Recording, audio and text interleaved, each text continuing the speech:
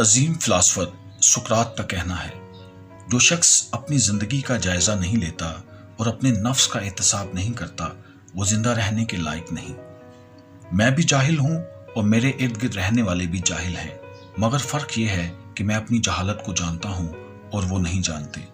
بدترین بیماری جو کسی انسان کو لاحق ہو سکتی ہے وہ یہ ہے کہ وہ دلائل سے نفرت کرنے لگ جائے۔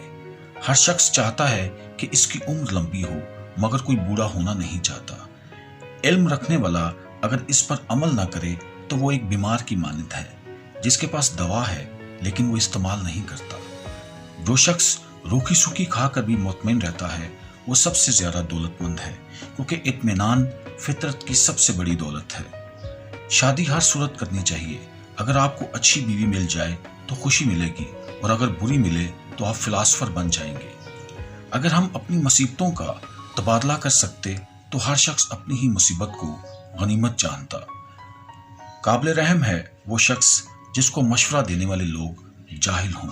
سزائے موت سنائے جانے کے بعد سقراط کو جب زہر کا پیالہ پینے کے لیے دیا گیا تو اس کے شاگرد زارو قطار رونے لگے۔ سقراط نے ان سے پوچھا، کیوں رو رہے ہو؟ انہوں نے جواب دیا، آپ بے گناہ مارے جا رہے ہو۔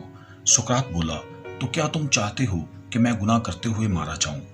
جب سقراط کو یونان کا سب سے عقل مند شخص قرار دیا گیا تو اس پر وہ بولا، جو سب سے زیادہ اپنی جہالت سے باخبر ہے وہی سب سے زیادہ عقل مند ہے۔